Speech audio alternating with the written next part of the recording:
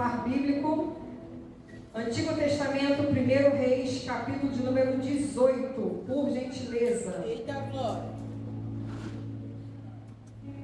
O Senhor ministrou uma palavra no meu coração, na verdade já tem há um tempo, que ele já vem ministrado, e o meu esposo ministrou algo bem parecido na semana passada, e olha que a gente nem conversa sobre o que ambos estamos estudando, mas é o mesmo Espírito, e calhou de ser bem parecido com aquilo que ele falou na semana passada. Amém?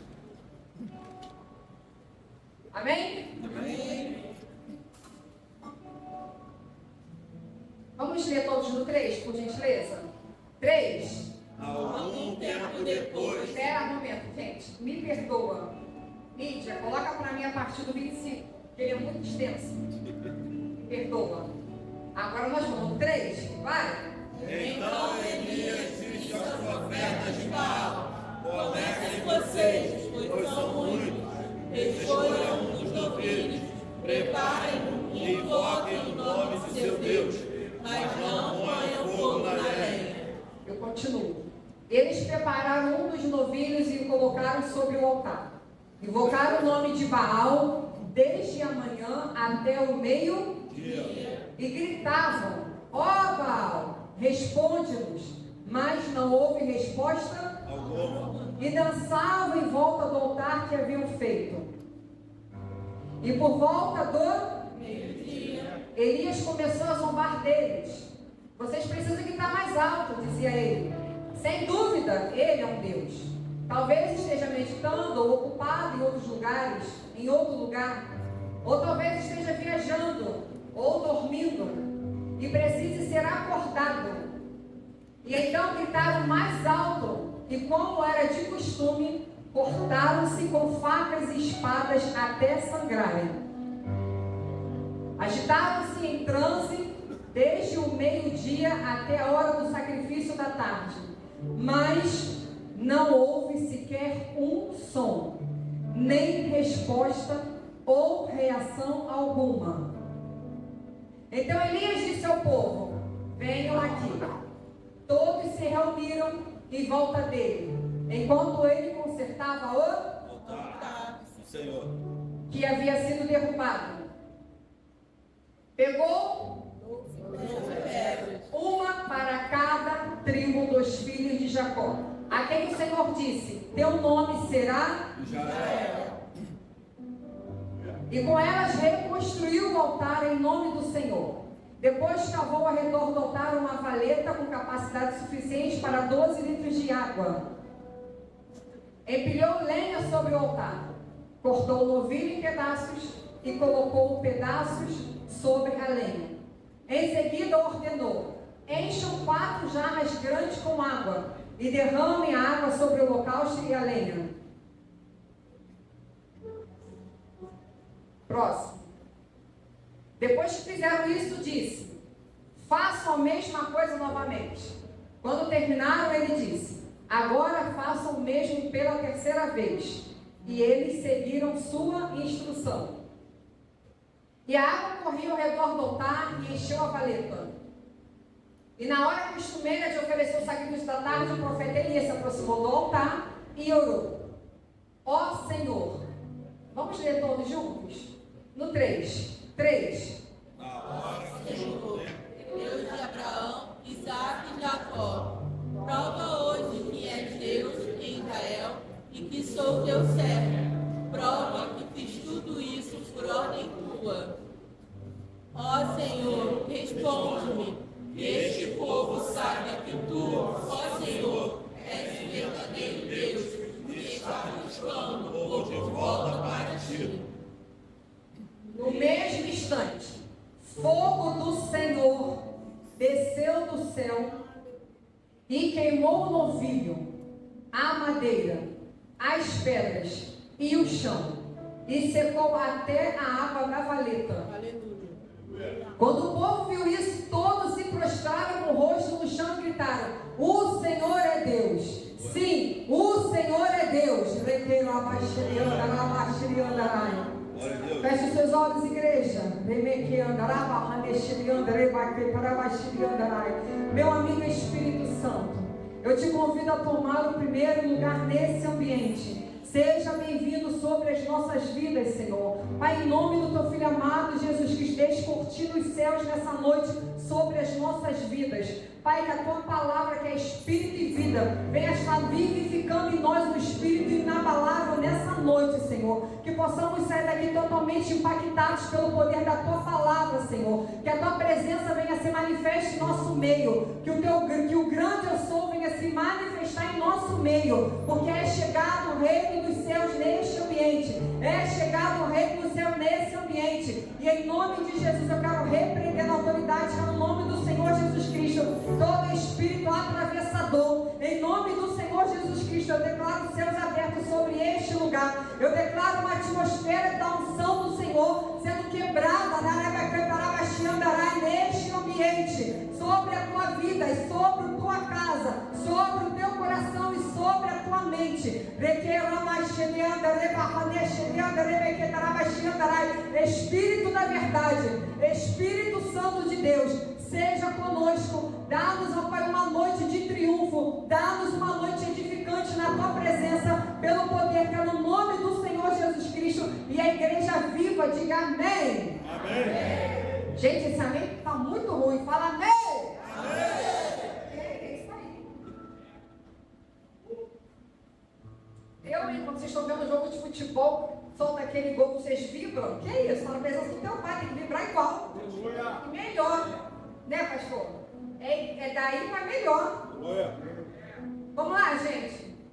A passagem que nós acabamos de ler, se eu pudesse intitular hoje essa mensagem, a temática seria destruindo e restaurando os altares. Repita isso após mim. Destruindo e restaurando os altares. Nós falamos muito sobre primeiro Reis. Nós falamos muito sobre o profeta Elias. Nós falamos muito sobre essa passagem, como acabamos de ler. É uma passagem muito conhecida pela maioria dos cristãos aqui presentes. Nesse momento que está acontecendo, Elias ele chama todos os profetas de Baal, 400 profetas de Baal, e ele está sozinho como profeta do Deus vivo, numa disputa de altares. Então ele está a serviço do rei, a serviço de Javé, a serviço de Jeová, a serviço do nosso Senhor Jesus Cristo. E do outro lado tem 400 profetas de Baal, e ele faz ali um debate com eles. Eu convido vocês para uma guerra, e vamos clamar ao Senhor, vamos reparar aqui altares, e vocês podem começar a clamar aí o Deus de vocês, que era o Deus Baal, e vocês podem clamar por ele, chamar por ele, fazer o que vocês quiserem. E como nós acabamos de ler, eles fizeram muitas coisas, ficaram rodeando o altar, ficaram dançando diante do altar, eles ficaram se cortando com facas diante do altar. Então eles tinham todo um ritual e o altar não pegou fogo, porque a proposta do profeta Elias era: o altar que for respondido com fogo, esse é o altar verdadeiro, esse sim é o Deus verdadeiro. Quem está comigo diga amém. Amém. Haja em vista que eles ficaram até o meio-dia clamando, e então o profeta Elias começou a zombar. Falar: o Deus de vocês deve ter ido viajar. Não, ele deve estar dormindo. Não, ele deve estar ocupado fazendo alguma coisa, porque ele não está respondendo vocês estão clamando tanto e não está respondendo, não é possível. Da onde será que está esse Deus de vocês? E depois de ele zombar por um bom tempo, ele fala assim: agora cheguem para cá todo Israel. Porque eles estavam num monte chamado Carmelo, e nesse monte não estavam somente os profetas de Baal, mas também estava Acabe, que era o rei daquela época, e também o povo de Israel. E o povo de Israel havia convertido o seu coração ao Deus Baal. O povo de Israel que eu falo aqui, igreja, é o povo de Deus. Esse povo de Israel faz menção de mim e de você no caso da Bíblia, amém? Então quando eu falo povo de Israel, eu estou falando de nós.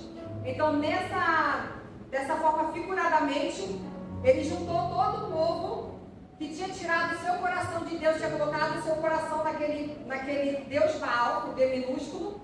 E então ele fala: olha, eu vou reparar o altar do Senhor. E então ele precisa reparar o altar, porque o altar do Senhor estava quebrado. E para que haja fogo é necessário ter uma reparação no teu altar. Porque Deus ele não responde ao altar que não está conforme ele gosta. Para o Senhor te responder com fogo, é necessário você estar restaurando o seu altar dia após dia. Pastor, o que é o altar? Do latim, altare, que significa lugar elevado. Do hebraico, misbeah, que significa lugar de sacrifício. O que é o altar? O altar é a habitação de Deus. É o lugar onde Deus habita. O altar é o encontro entre a divindade e a humanidade. O altar é uma porta de acesso entre o divino e o natural. O altar é um lugar de encontro entre os céus e a terra. Então, o altar que eu estou falando aqui na Bíblia, figuradamente, nós vamos falar de pedras, de lenha e de água e de fogo. Não é verdadeiramente esse altar que eu quero falar nessa noite. Porque o altar que Elias preparou, hoje é diferente do altar que nós temos e vivemos. E eu quero que vocês me amem, coloquem amor nos seus corações, porque eu vou falar uma verdade aqui para vocês, que para muitos pode ser esclarecedor. Amém? Então hoje eu vou falar para vocês que eu estou nesse ambiente e eu quero tirar algo do coração de vocês. Eu não estou em cima do altar. Isso aqui não é altar. Isso aqui é uma plataforma. Eu estou em cima dessa plataforma. Eu estou em cima desse palco. Eu estou em cima de um palanque. Altar era um lugar de sacrifício. Misbeah. Altar era um lugar elevado, aonde os israelitas eles construíam, edificavam com pedras ou com terra, porque essa era a ordenança do Senhor. E depois que eles elevaram essas pedras, eles colocavam ali em cima algo, e depois colocavam lenha, e depois colocavam o animal, e aí sim havia o fogo. Quando o fogo vinha, simbolizava que o Senhor estava recebendo aquele altar, recebendo aquela entrega, recebendo aquele sacrifício. Porque, gente, altar fala de sacrifício. Se você quer viver algo novo na tua vida, você tem que sacrificar algo novo para o Senhor. Quanto maior o teu sacrifício, maior aquilo que você vai experimentar em Deus. Só um aleluia. Essa palavra ela mexeu muito comigo. Quanto maior for o teu sacrifício, maior a revelação de Deus na tua vida. Quanto maior for o teu sacrifício, maior aquilo que você vai experimentar na pessoa de Cristo. Então, se você sacrifica pouco, pouco será a manifestação de Deus na tua vida. Mas se você sacrifica muito, Alain, eu lembrei de você quando eu fazia essa mensagem. Porque o presbítero Alain, ele passou um tempo aqui na nossa igreja, atuando aqui no serviço da igreja, e ele disse que fez um voto aqui neste lugar, a qual ele chama de altar, a qual nós também nos referimos como altar, mas biblicamente não é o altar, porque nós trazemos algumas coisas do Antigo Testamento para o Novo. Nós não estamos no velho, estamos no novo, amém, igreja? Amém. Nós não estamos debaixo da lei, nós estamos debaixo da graça, amém, igreja? Amém. Então, na lei havia um altar. Ou você entra na tua casa e você pega o boi e sacrifica ele. Eu não faço isso. Ou você chega na tua casa, o pastor aí pega uma pombinha e sacrifica a pombinha. A gente não faz mais isso. Mas, pastora, por que mudou? Porque a Bíblia diz que um cordeiro mudo foi levado para o matadouro. Ele foi sacrificado por mim e por você.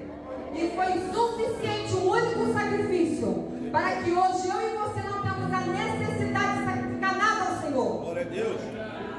Haja em vista que o sacrifício que eu me refiro é de matar um animal, é de ver o sangue derramado. Porque enquanto o sangue de um animal derramado puro, que não tinha culpa de nada, a minha culpa passava para aquele animal e eu ficava livre da minha culpa e do meu pecado. Quem está comigo, diga amém. Amém. Gente, eu preciso que todos entendam. Eu sou meio acelerada, vou tentar diminuir. Então, o altar é onde o Senhor fala contigo.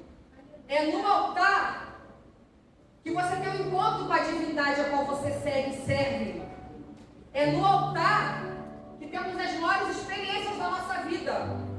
Então, nesse momento, eu estou mostrando para vocês uma guerra de altares. Porque aquele altar que vence significa que aquele altar é o mais poderoso. Então, o altar a Baal vence, vem fogo do céu, Isa, ou o altar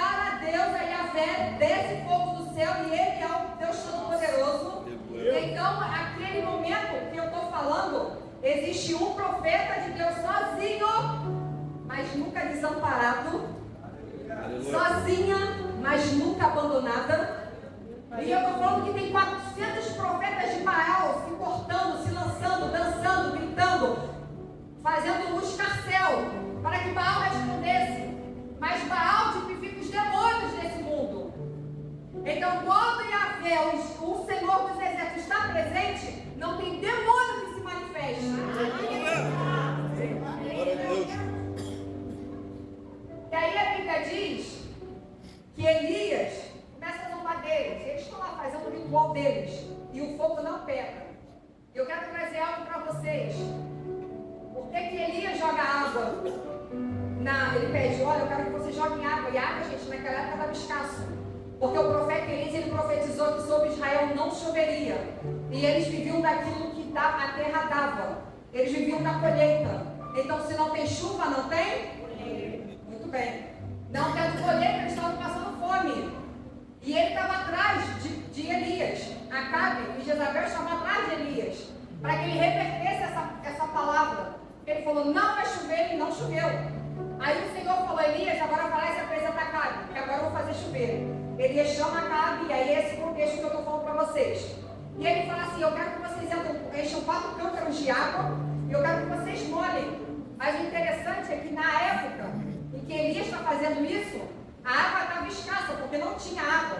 Eles estavam saindo para poder buscar águas nas fontes, para poder dar para os bois, para os carneiros, para não perder a manada deles, e não achavam mais água. E Elias usa ali a água, esbanja ali daquilo que está faltando. Eu lembrei que ele estava baixando.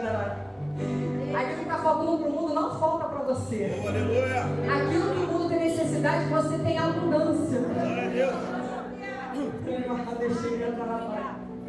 E aí, na hora que ele está lá reparando o altar, Elias, já o profeta do Senhor, ele fala, bota água. Por que bota água, pastora? Não porque ele quisesse esbanjar, mas porque o Baal e os seus servos e os seus profetas, eles tinham o costume de fazer uma trambicagem, porque ele é sujo, e ele usa de sujeira em qualquer momento, em qualquer situação que ele encontra oportunidade.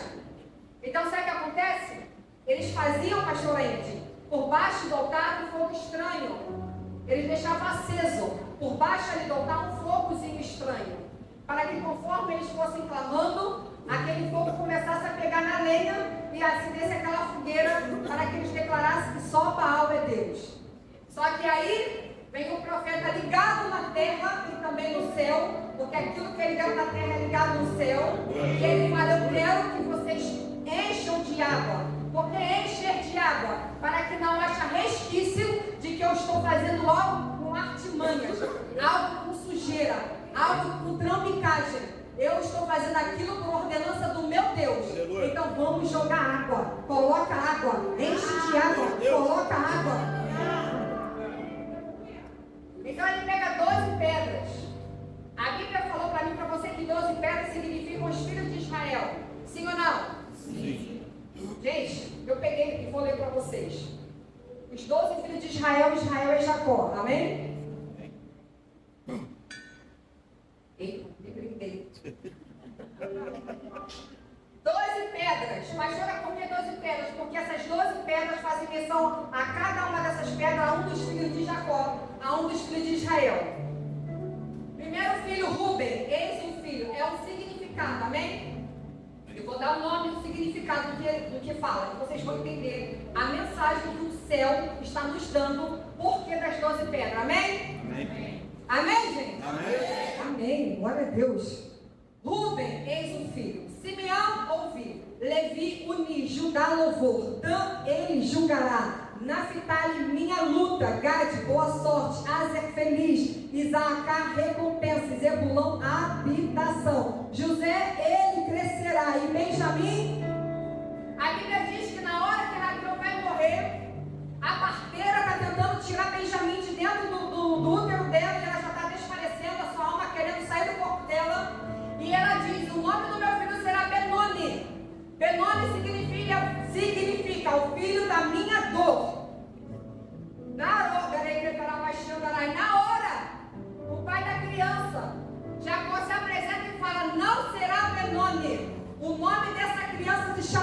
Benjamim, que significa o filho da minha mão direita.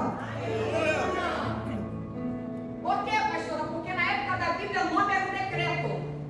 Aquilo que tinha como nome era aquilo que você era. Traçava a sua personalidade, a sua vida e a sua história. Aleluia. Quem está comigo, diga amém. Amém. Então a Bíblia está dizendo que Rúben, eu vou ler agora só o nome, o significado, amém, igreja?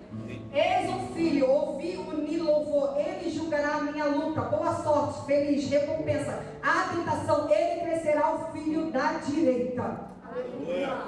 É o Senhor dizendo, não temas a nada, edifica esse altar. Ele julga a tua luta. Seja feliz, ele é a tua recompensa, ele é a tua habitação. Dai a ele louvor, a ele ouvir. Porque no final das contas não será filho da tua dor, será filho da mão direita do Senhor. É ele que te livra, é ele que te guarda. Você está debaixo da mão do Onipotente. Filho da minha mão direita. O Senhor muda nomes. O Senhor muda destinos nessa noite. Glória a Deus. Então ele repara o altar, Mateus, colocando aquelas pedras. E depois da pedra ele coloca a lenha. Depois da lenha ele pega um bezerro ou um boi. Ele reparte aquele bezerro, porque isso era a forma que eles faziam o holocausto, o sacrifício. O holocausto, gente, significa o sacrifício de um animal, amém? Amém. Então ele quebrava literalmente em pedaços aquele animal e colocava sobre a lenha. Eu vou usar isso aqui como se fosse um altar. Eu gosto da didática. Na minha vida eu fiz o meu altar e botei o meu burrinho aqui. Quem lembra? Hoje não tem burrinho, mas a gente vai imaginar, amém? E aí ele coloca aquele animal ali em cima. E a Bíblia diz que ele ofereceu um bezerro. O bezerro é um boi. E na Bíblia existem 4 tipos de oferta. Repita comigo, 4 tipos de oferta. 4 tipos de oferta. Bezerro. Cordeiro. Pombinha. E farinha. Vou falar algo para vocês. Se você tem condições de oferecer ao Senhor um bezerro, ofereça a Ele um bezerro. Pastor, eu não tenho condições de oferecer para o meu Senhor um bezerro. Então ofereça a Ele um carneiro, um cordeiro. Pastor, eu não tenho condições de oferecer ao meu Senhor um cordeiro. Não tem problema. Ele recebe de você a tua pombinha. Pastor, ainda assim eu não tenho condições de sacrificar, oh meu Deus, uma pombinha. Não tem problema. Pega na flor da tua farinha, da farinha de trigo, e deposita ali como oferta alçada ao Senhor, porque Ele recebe. Não importa a qualidade, importa a integridade, porque aquilo que você oferece tem que estar completo. Dani, ele quebrou aquele animal e colocou por cima do altar, mas ele não pode de forma nenhuma, Viviane, oferecer um holocausto pela metade, tem que ser inteiro. Ei, o Senhor não vai te responder se você vier dar para Ele nada pela metade. Seja inteira a sua entrega, seja inteira a sua oração, seja inteira a sua adoração, seja inteira aquilo que você tem feito para o reino. Ah, não, eu vou dar só metade, porque a outra metade eu vou guardar, porque a outra metade é dos meus filhos, porque a outra metade é para não sei o quê. Não, dá tudo. Ou você dá um boi inteiro, ou você dá um cordeiro inteiro, ou você dá uma pombinha inteira, ou você dá uma farinha. Aleluia. Não importa se seja um boi ou seja uma farinha, o que importa é que seja completo. Amém, amém, igreja? Amém. E aí, a Bíblia diz que ele ofertou o boi, o bezerro. Ele colocou aquele boi em cima do altar. E aí foi a oração que nós fizemos. Ele falou, ó Senhor, responda-me. Responde-me, Senhor. Que desça fogo do céu, para que todos saibam que só o Senhor é Deus. E quando Elias acabara de falar, subitamente desceu do céu um fogo que consumiu o boi, que consumiu a lenha, que consumiu as pedras, que consumiu a água, que consumiu todo aquele holocausto, todo aquele sacrifício. É noite de você sacrificar ao Senhor alguma coisa na tua vida, para que você possa experimentar uma novidade diante do Senhor. Aleluia. Glória a Deus. Todos precisam ver que o Senhor é Deus na tua vida. Eu tenho Deus na minha vida, mas eu não sou suficiente para saber que eu tenho Deus na minha vida. Todos precisam ver que o Senhor é na minha vida. Aleluia. Todos vão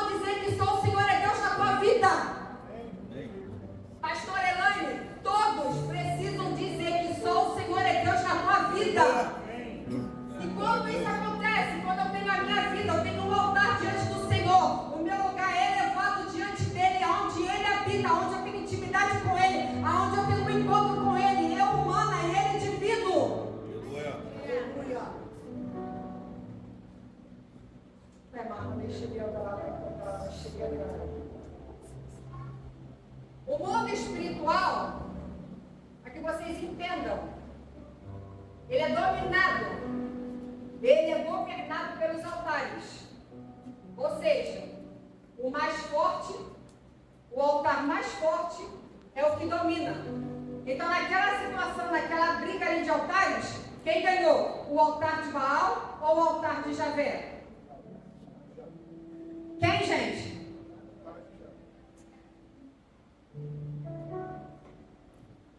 Só o Senhor é Deus. Repita isso comigo. Só o Senhor é Deus. Repita mais uma vez. Só o Senhor é Deus. Repita mais uma vez. Só o Senhor é Deus. Mais uma vez para que o inferno ouça. Só o Senhor é Deus.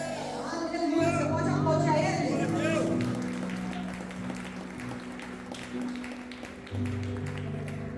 O altar é onde existe o exercício da transação. Que é isso, pastora? Me dá que eu vou te dar. O altar é onde acontece essa transação. Eu ofereço e eu recebo. Eu dou e eu recebo. É no altar que isso acontece, irmã Érica. É quando eu estou no altar que isso acontece, essa transação. Quer ver uma coisa? Davi, ele faz um censo, levanta um censo para contar quantos gigantes, quantos guerreiros ele tinha. Gigantes não, quantos guerreiros ele tinha. E naquele censo, o Senhor ele fica entristecido com Davi. E ele manda um anjo vingador e o anjo da morte vai matando um montão de pessoas. Davi se entristece, porque Davi fez pessoas morrendo por causa do erro dele. E aí ele se coloca na brecha e fala: Senhor, eu pequei, então que seja eu a receber esse julgamento. E o Senhor fala para ele: então vai lá e levanta para mim um altar, que eu paro essa matança. E ele chega num lugar chamado Eira de Araúna, que significa um celeiro muito grande. E quando ele chega nesse celeiro, o homem que está lá quer dar para ele, porque ele é um rei, ele é o Davi, ele é muito conhecido. Então o homem, querendo agradar o rei, falou: eu te dou essa eira, eu te dou esse celeiro, pode fazer aí o teu altar, pode sacrificar o que você quiser ao Senhor. E ele fala assim: não, eu não quero, eu quero pagar por essa eira, eu quero pagar por esse celeiro, eu quero pagar por esse espaço, porque eu não vou oferecer ao Senhor aquilo que não me custe nada. Meu Deus. Tem que custar na tua vida alguma coisa, aquilo que você está oferecendo ao Senhor.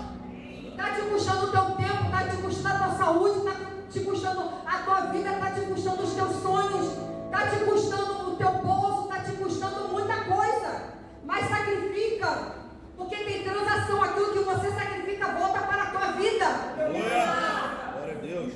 E na hora que ele sacrificou, pastor Leandro, na hora que ele levantou aquele altar e que ele sacrificou os animais, o Senhor falou: pode parar, anjo vingador. Davi fez voltar para mim, eu já recebi, já lambi tudo, já consumi tudo, já subiu as minhas narinas como aroma suave. A tua adoração tem que subir ao Senhor como aromas suaves. A tua oração tem que subir ao Senhor como um aroma suave. Um aroma que o Senhor se agrade. Porque quando Ele se agrada da tua oração, o céu se movimenta e a resposta chega aqui na terra, na tua vida.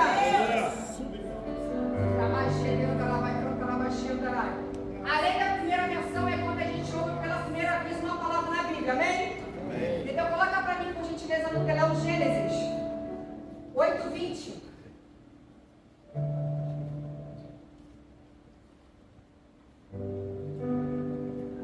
E em seguida Noé construiu um altar ao e ali ofereceu como holocausto alguns. E, gente, esse versículo está falando que Noé acabou de sair da arca. Noé e a sua família foi salvo dentro de uma arca junto com alguns animaizinhos, amém? 40 dias e 40 noites choveu sobre a face da terra, a terra foi toda alagada por água, acabou com toda a raça humana, mas Deus, como é um Deus que ama a família, Ele guardou Noé e guardou toda a sua família dentro da arca. E eles ficaram dentro da arca, apesar desses 40 dias e 40 noites, mais 100 e poucos dias para parar de chover, quando parou de chover, para que a arca pudesse chegar num lugar enxuto, seco. E nisso, gente, foi um ano. Pensa você um ano com cavalo, com cachorro, com égua, com elefante. Eu vou lá igual um de Bob. Eu me imagino dentro daquele monte de bicharada, aquele cheiro horroroso. Eu não sei como é que eles se resolveram dentro daqueles bichos. Não sei, pastor, se o Senhor travou eles para eles não defecarem dentro.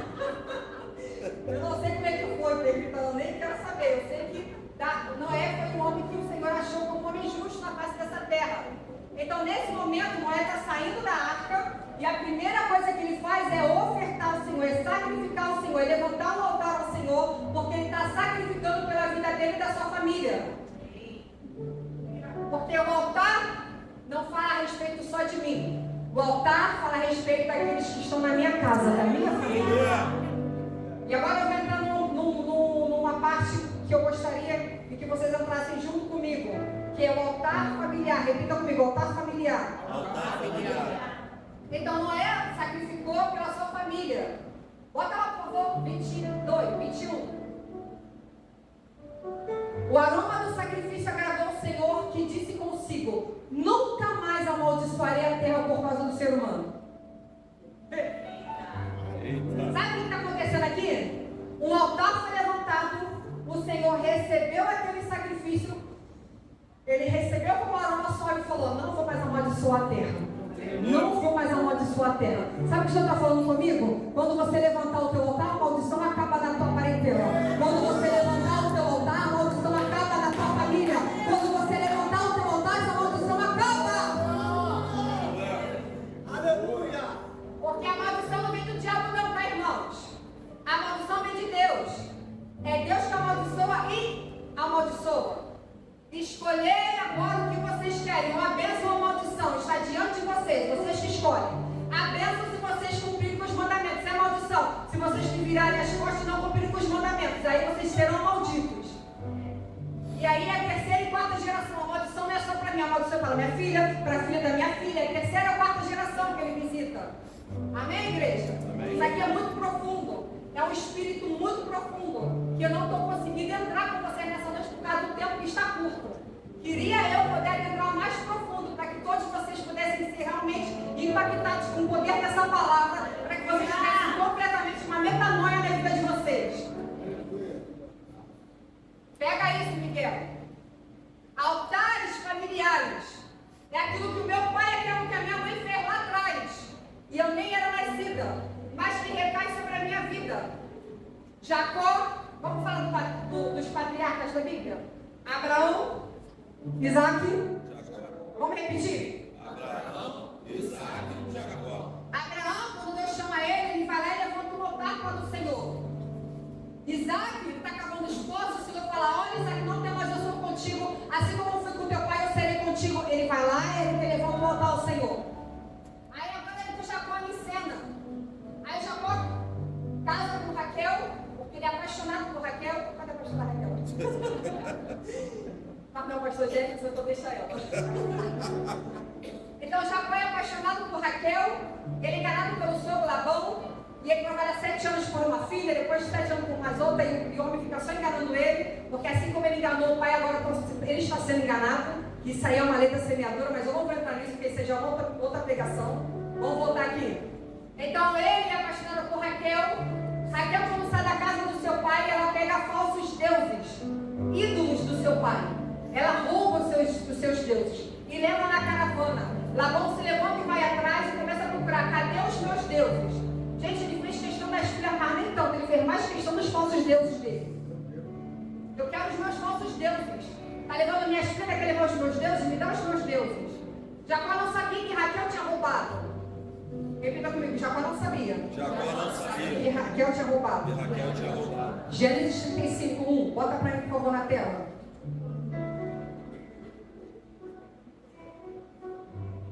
Gênesis 35, o texto não tem ninguém lá. Ah, tem sim. Gênesis 35, por favor, Senhor. Por favor, Senhor, rapidinho. Corre.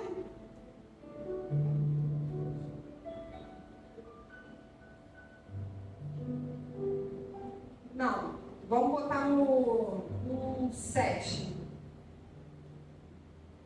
Esse é esse. Essa é a construção do altar que Jacó fez no lugar que ele botou El Betel, que significa Deus na casa de Deus. Não é isso não, deixa. Então escuta, Jacó, ele está indo embora com as suas esposas, com todos os seus filhos, com essa turma toda que eu falei os nomes aí, seus 12 filhos, e em determinado momento o Senhor se apresenta para ele e fala: Jacó, eu quero que você levante para mim um altar. Agora é Deus pedindo um altar. Porque às vezes Deus vai te pedir que você levante alguns altares para Ele também. Quando leva um altar, o Senhor vai exigir.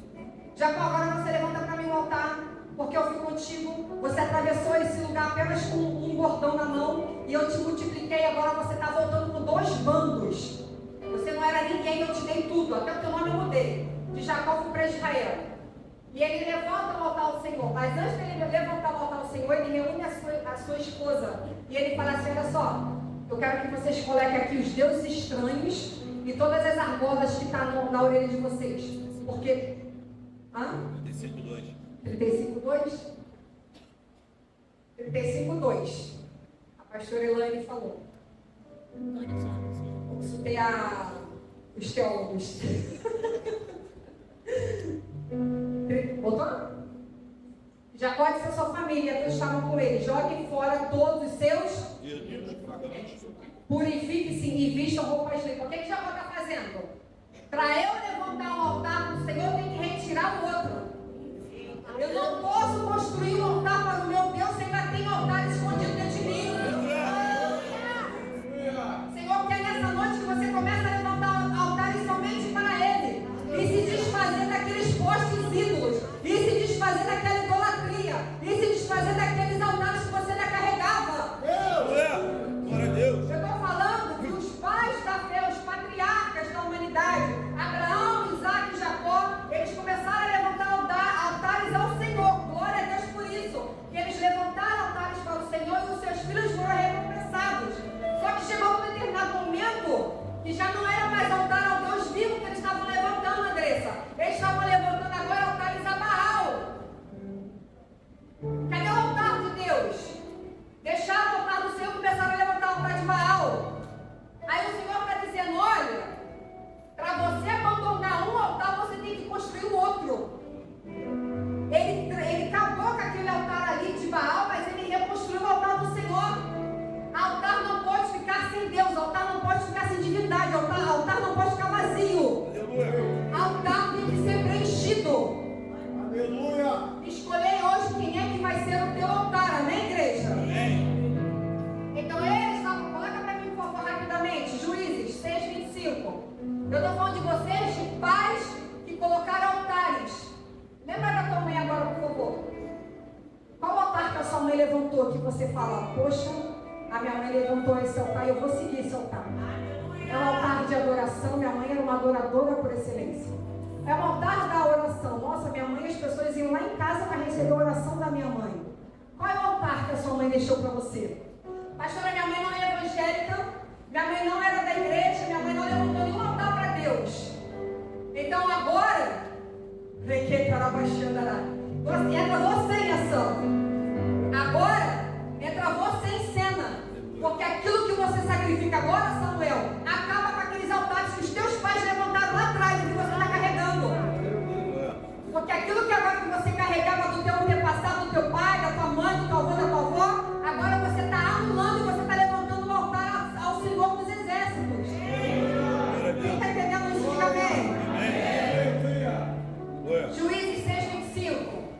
É o Senhor que está chamando Gideão para uma batalha. Gideão é um homem muito valoroso. O Senhor é contigo. Se o Senhor era comigo, por que a gente está passando essa fome toda? O Senhor quer te usar para poder abater os midianitas. Olha o que estava acontecendo. Israel plantava, na hora que depois do plantio tem que esperar o tempo da colheita, sim? Sim. Na hora da colheita, os midianitas oprimiam Israel, pegava tudo aquilo que eles tinham plantado e levava embora. E Israel estava passando fome. Então Israel estava passando fome por quê? Porque colocou altares na sua vida. Aí o Senhor chama Gideão. Gideão, vamos embora para a batalha. Gideão falou: tá bom, Senhor, eu vou. Ele faz algumas provas com o Senhor, que eu não vou entrar nesse assunto, que não convém. Mas Gideão aceita esse chamado e ele vai combater contra os midianitas. E nesse inteirinho é isso que nós estamos lendo. Naquela noite disse o Senhor a Gideão: toma o segundo touro do rebanho do seu pai. Olha o que ele está falando. Toma o segundo touro do rebanho de quem? Seu pai. Aquele de 7 anos. Derrube o altar que o seu pai fez. Que o seu pai fez para Baal. Mas é o meu pai. Meu pai levantou, eu que tenho que derrubar? Sim, é você. Porque você está lavado e remido pelo sangue do Cordeiro. Então é você que tem que combater contra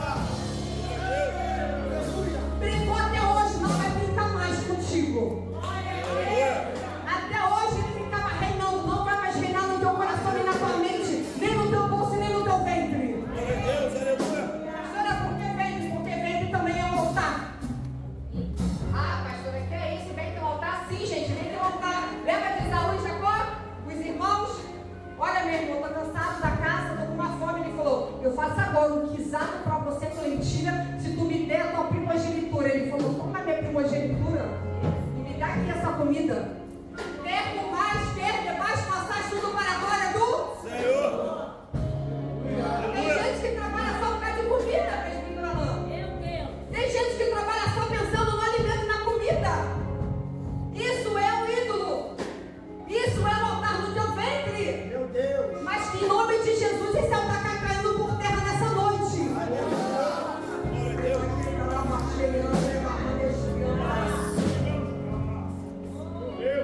A Bíblia diz que no altar tem que ter fogo. Ele está com as minhas. No altar tem que ter fogo. E o fogo arderá continuamente sobre o altar. E o fogo arderá continuamente sobre o altar. E o fogo arderá continuamente sobre o altar. Falei, Senhor, por que o fogo tem que arder continuamente sobre o altar? Porque eu sou curiosa. Ainda mais que você falar da palavra. Aí o Senhor falou, vamos lá em Apocalipse. Ele tem que estar Apocalipse. Ele falou, lê as cartas da Ásia Menor, as cartas para as igrejas. Aí eu comecei a ler. Aí eu cheguei na igreja de Laodiceia. Aí o que o Senhor fala para a igreja de Laodiceia? Eu conheço as tuas obras. Pensas que é rico, mas tu é nu.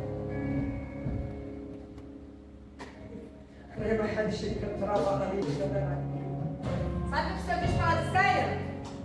Você não é nem quente e nem é frio. Você está morno. A ponto de eu querer vomitar-te da minha boca. Eu falei, Senhor, por que eles eram mornos? Qual o problema de eles serem mornos? E o Senhor falou para mim, filha, por causa de uma história. Porque o fogo ele tem que arder continuamente sobre o altar. O morno. Quem aqui já lida com as coisas da casa? Quem aqui já botou um leite para aquecer? Aí você bota o leite lá na leiteira e liga o fogo. Aí o leite fica quente, você tem que ficar de olho, né? Porque rapidamente, quando tu tira o olho, parece que um diabo entra ali, tu fala, aí olha teu fogo quando apagar o teu fogo, dá raiva, a gente diz, ai que raiva, não é? Aí ó, quando o leite está lá aquecendo, está no fogo, ele começa a borbulhar e você tem que desligar. Por quê? Porque senão ele vai derrar, ele está quente. Aí você começa a lavar uma louça, você começa a fazer uma coisa, você começa a preparar um pão, passa uma manteiga lá no pão, pega lá o açúcar, bota no café. Quando você vai pegar o leite já não está quente, ele já está o quê? Morno. Por quê? O que é mornidão? É a ausência do fogo que um dia ele já teve.